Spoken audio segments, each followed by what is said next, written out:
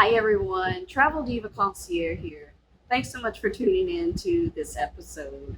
Um, as we were continuing on our trip to Barbados, we're actually going to be reviewing two types of luggage that we're going to be using on this trip. So we're going to try out a new brand. My husband decided to be brave enough to try out Rockland, which is a new brand. It actually got some really rave reviews on Amazon.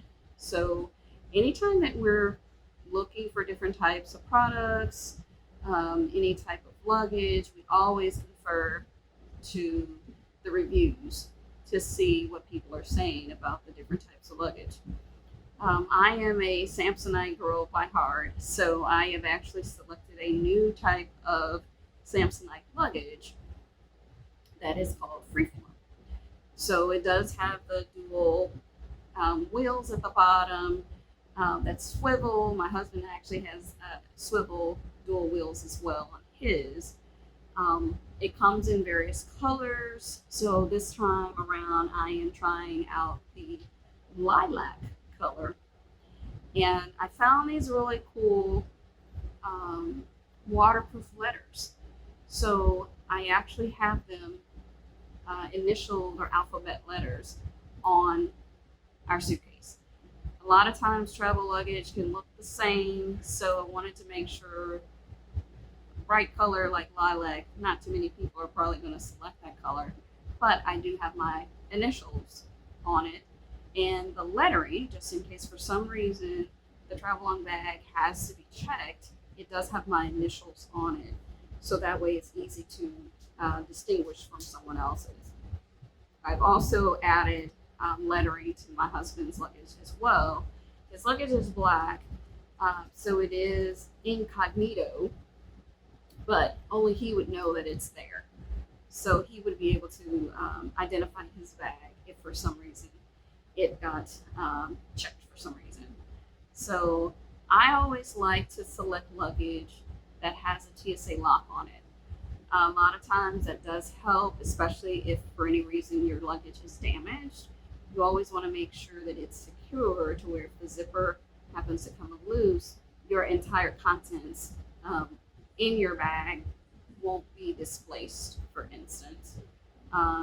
It also is a theft deterrent as well, because sometimes in certain countries you can travel to um, like in any other place, there are opportunists.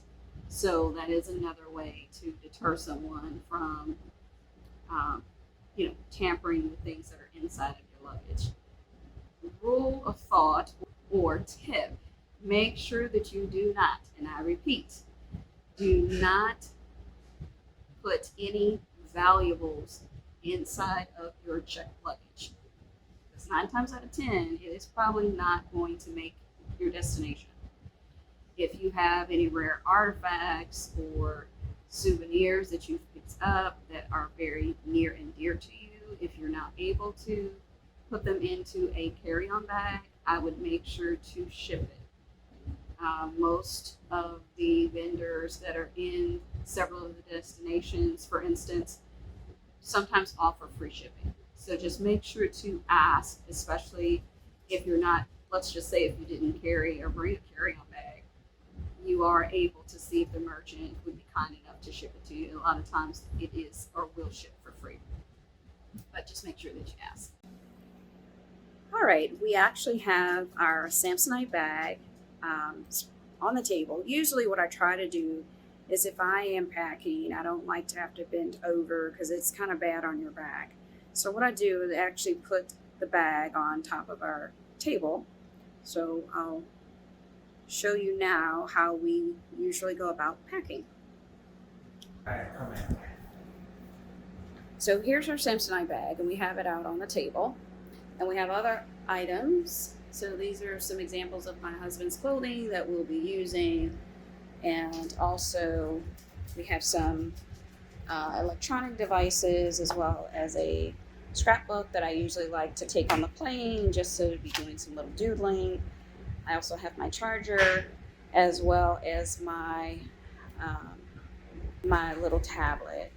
So that way, if I decide I want to see something bigger than on my screen from my phone, I have my tablet. These are some bags that we've gotten from some orders. So this is like 2 of the sundresses that I have here. I've actually kept them in the same packaging because that way it's easier to pack, and they're kind of in these little plastic bags. I have the toiletry bag here, camera, and also my water bottle. So we're gonna start now, where usually what I do with a suitcase, on this side I actually put anything that I can fold up. So my husband has taken the initiative to already have his pants folded. So as you can see, they are folded as such. So normally I put clothing on this side, and in the zip part, I usually will put toiletries, camera, so those things that could actually be somewhat perishable, I try to put in this one so it's not moving around so much.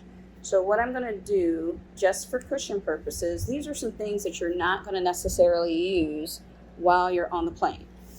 So we would actually put in our travel bag here. You can actually put your camera here because we want to keep it where it's cushioned against everything else. Now, if I'm going to use my tablet or my book, that actually needs to be more on top where it's more accessible. So we're going to necessarily put this on this side.